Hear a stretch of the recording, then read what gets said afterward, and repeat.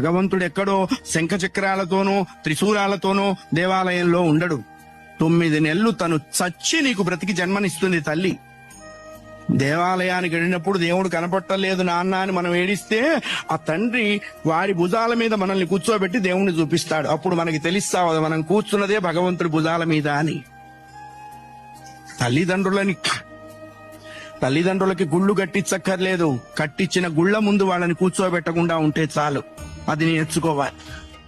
మనం బ్రతికుండగా వాళ్ళ అనాథాశ్రమాల్లో ఉండటం ఏంటండి? ఇంకంతకంటే పాపం ఏదైనా ఉందా? కాశీలో యజ్ఞం చేస్తే వస్తుందా? రామేశ్వరంలో అన్నదానం చేస్తే వస్తుందా? జన్మనిచ్చిన తల్లిదండ్రుల ప్రధానము. వాళ్ళని నువ్వే సేవించాలి. భగవంతుని సేవించకపోయినా నష్టం లేదు, బోల్డు మంది ఉన్నారు.